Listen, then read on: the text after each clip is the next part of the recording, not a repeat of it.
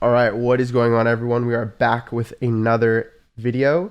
We're going to be talking about Hex and looking at what I like to call the mirror fractal. Okay, so let's blast through 8,000 subs. You guys are crushing it with the engagement, over 1K likes in the past two videos. Thank you guys so much. We're spreading the awareness, and that is hugely important, right?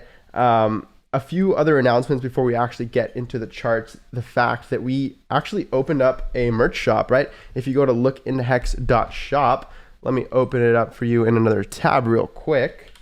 We actually have a few things, including this hoodie, right? Let me pull it up for y'all over here.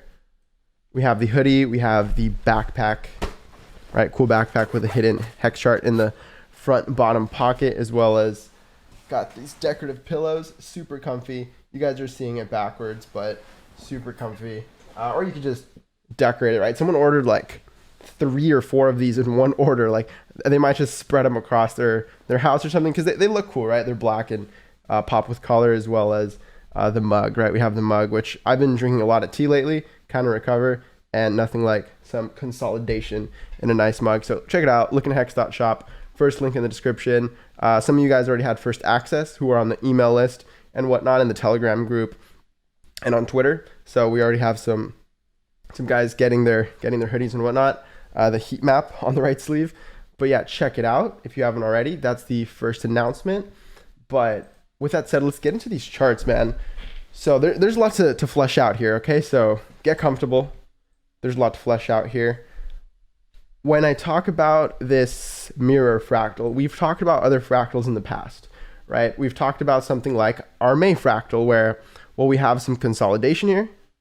And you could also argue it's either a flat top, right, ascending triangle, or it's your classic bull flag with symmetrical type wedge action over here.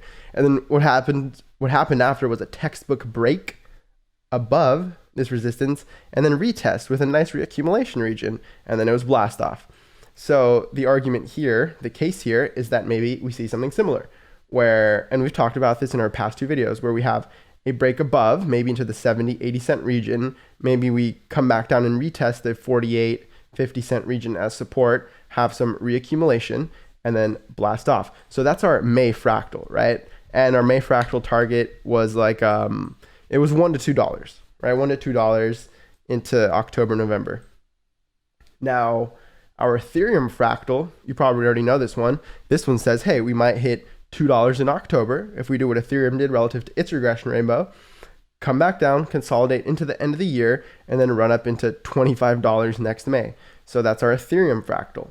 But another fractal I want to bring your attention to is one that we've analyzed, right, in a way that is different than how I'm going to present it here. So let's actually talk about this. To give you some context, look at the green line, right? We can call it a line, we can call it a curve, same thing. The green line seems to be a pivot curve. What do I mean by that? Look at what happens every time price tests it, right? This time over here, just a wick, rejected. And then this time broke straight through it. We didn't even hang out around it. The only time we really ever hung out around this green curve was over here in this sort of June to July consolidation period, right? And then once again, when we tested it over here, just a quick visit, only closed like, how many actual candles did we close above it? Maybe three actual days of action closing above the green line. And then again, rejected, similar to here. And again, over here, rejected. This test back here, rejected. And where we are now is, it's not unprecedented, but we've only ever seen this once. So I'm going to unhide a bunch of drawings. I don't want you to get overwhelmed. That's why I brought up this, I gave the context in a very simple light, right? Just the regression rainbow. Here are no other indicators. I'm about to unhide all of this. So let me explain. I'll explain everything. We have our 2 vertical lines, which are big payday, right? When we went from hyperinflation to our 3.69% inflation. And this line over here is the end of the year, this vertical line over here. So that's just our time framework. The regression rainbow is still there. Now, everything I circled was exactly what I just talked about, how when we reached at or near this green curve, it was rejected. blasted right through, hung out, rejected, rejected, rejected, rejected. So for the most part, rejected. And the reason I call this the mirror fractal, you can probably see it now, is because back here what happened was we went from pink into green, hung out around between green and blue. And again, this was the only time in Hex's history where it actually hung out around these valuations in this model, right? Pretty interesting, right? Because what happened after was it crashed straight through. So that's what I mean by it seems to be a pivot curve where price either gets violently rejected from it or blasts right through it, with one exception being over here, right? This was interesting too when it blasted right through it. We clearly didn't just blast right through it and go to pink, right? We're hanging out. And so again, you notice it's similar to this region over here. The reason I say it might be a mirror fractal is because look what happened over here.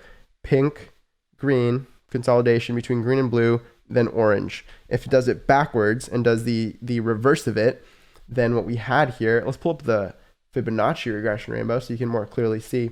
We went from more or less the orange region into the blue, and this would correspond to an inverse of this, right? We would hang out between green and blue, form our bull flag, and then run up into the pink.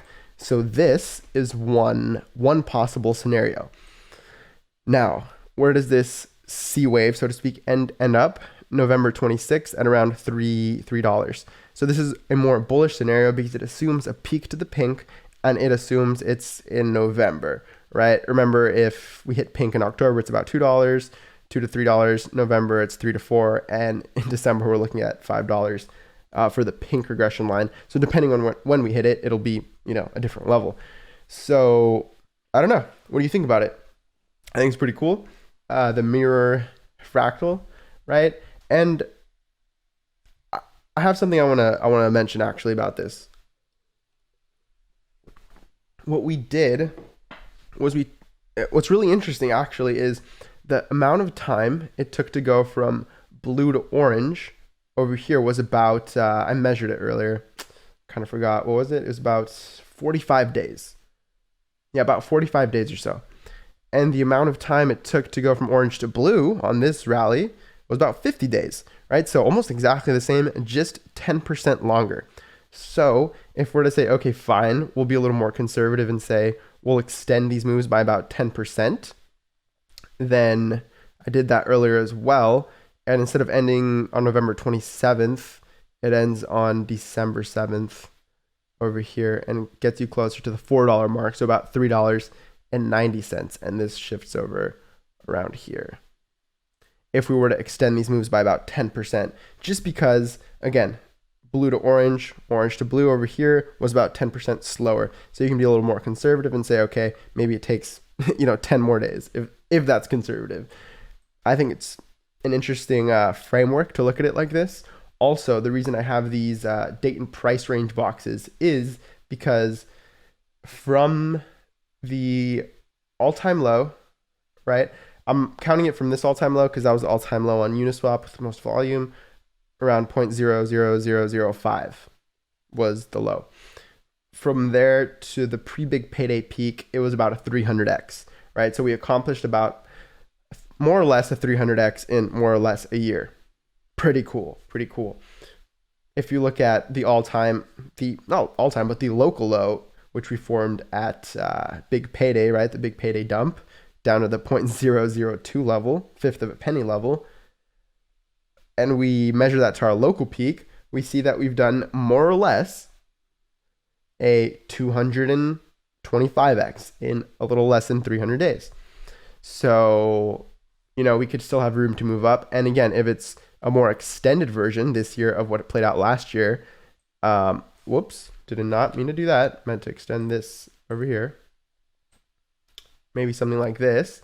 Then, it would be a much bigger move. I will say that. Now, one argument that can back that up, because most models for a lot of cryptos remember that these are for older cryptos. So if you see models that start bending over, logarithmic regression for Bitcoin, Ethereum, that makes sense because these have been around much, much longer and it takes more money to move these markets, much more liquidity. However, with something like this, the reason I even put this vertical line here in the first place is because this is a fundamental event in the supply dynamics of this cryptocurrency, which is Hex. right? And that fundamental change is the fact that we're not in hyperinflation anymore. Now we have potential exponential onboarding of users while having your very beautiful low 3.69% inflation on total supply, right? This isn't your actual effective inflation on circulating supply due to the beauty of staking, but that's a whole other conversation in and of itself, right? All these fundamentals just cooked into this cryptocurrency. It's really amazing. So this is the analysis for you, right? And it says that, hey, maybe this move within this year is bigger than this move because we have more room to breathe because we don't have this hyperinflation. That's the argument there. And again, I've said in previous videos, if there was to be any year that would match or outperform year one, wouldn't it be year two, right? Just because you have your least number of onboards, right? Your adoption. And just to finish off the video, let's finish it off with some adoption charts because I actually updated these. I noticed, so on Hex Daily Stats, you have a bunch of columns, and the ones I was taking were the total current stakers, but I was doing lifetime holders, right? Which is denoted here by total holders. So when you see total, it means lifetime. All right. And when you see current, it's obviously current. So your lifetime will obviously be bigger than your current. So I just included all four to avoid any confusion. And you can see that the curves aren't that different, right? More or less, they are the same curve. Difference being some noise, you could call it. But that difference actually is not noise. I attempted to retrieve a signal from it, actually. So I don't know why I said that. This difference here, which is kind of a little Easter egg for the end of the video, the difference between, not the difference, but the ratio between your current holders and total holders, as well as the ratio between your current stakers and total stakers, is your retention rate, right? So for those of you who do YouTube, you already understand what retention rate is. It's like, all right, someone enters the video and how long do they actually stay? So similarly, someone's a holder. All right, how long do they actually stay holding? Someone's a staker. How long do they actually stay holding? So I actually plotted these retention rate curves for both staking and holding. So interestingly enough, for holders, right, we had a retention rate of about 92%, dipped down about 70, pumped back up to 92%, is coming back down around, 71 again. Might it pump back up? It's kind of odd to do technical analysis on retention rate, but hey, I've seen weirder things. The staker retention seems to be pretty interesting. It's higher. Now, after big payday, it dipped from 93% to about 72%, right? People didn't want to stake anymore, I guess. And it flattened out, interestingly enough. And now the staker retention is increasing to 81%. All this means, right, if you have what you see here, 71% holder retention and 81% staker retention, all that means is 71% of anyone who's ever held Hex holds it now. And in terms of unique addresses, same for staking, staker retention here. All this pink curve means is 81% is 81% of, of everyone who's ever staked, of all unique addresses who've ever staked, 81% of those are staked still. So these are pretty cool metrics, right? The fact that they're above 70 and 80% after nearly 2 years, right? You've retained 70 and 80% of your users. That's pretty awesome. Not only that, staker retention seems to be curving up, right? Very cool metric, whilst the metrics themselves are moving up. So I just wanted to update you guys on that. That's updated on the website, right? Adoption since launch. So in case you were wondering what those mean, that's what those are. And so, yeah, these are more or less the same. This was updated accordingly to correspond to actual current holders and current stakers. So the rates have been adjusted to those respectively. But other than that, I mean, is there any other update? I also updated the stock to flow because it was doing effective inflation with the wrong metric. It was using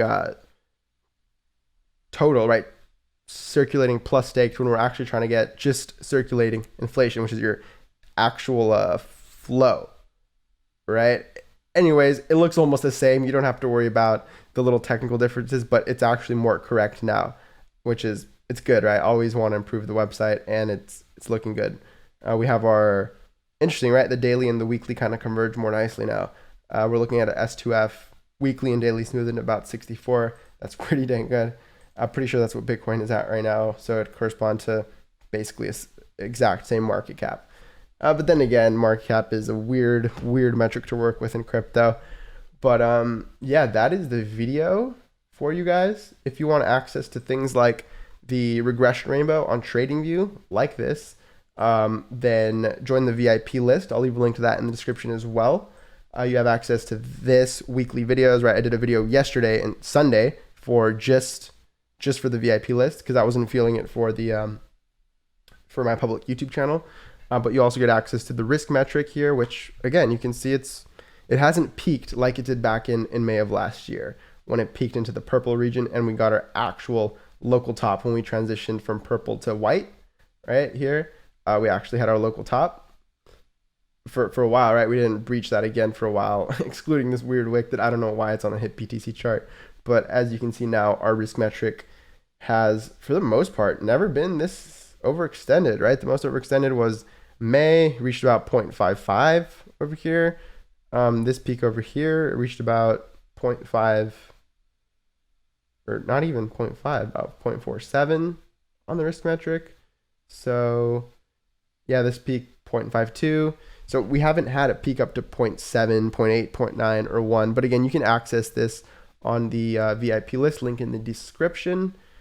And again, if we were to have something like this, right? Let's say, for example, our risk metric were to go over here into this region. At the same time, it starts coming back into the white. Let me actually draw this to scale to match with this. So let's say it did something like this, right? Our risk metric goes into here. We start dropping out of it, start rounding out our top, and this is reaching pink, right? And maybe you go to this model here on the VIP dashboard, and you see that maybe we're tracking Ethereum. Maybe the rest of our ribbons are overheated, like our rainbow delta indicators, right? Maybe these are overheated. Then at that point, you're like, all right, maybe things are a bit overheated. So just to show you the value in the list, right? In case you were wondering. But I think I'm going to finish off the video there. Thank you so much for watching. Again, check out the shop, check out the VIP list, links in the description. Let me know what you think of this mirror fractal, which calls for $3 to $4 in January or December, because we have our May fractal says $1 to $2 in the next few months. We have our Ethereum fractal says $2 in October, and now we have our mirror fractal, which says $3 to $4 by end of the year, more or less. Let me know what you think. Appreciate you watching, and I'll catch you in the next video.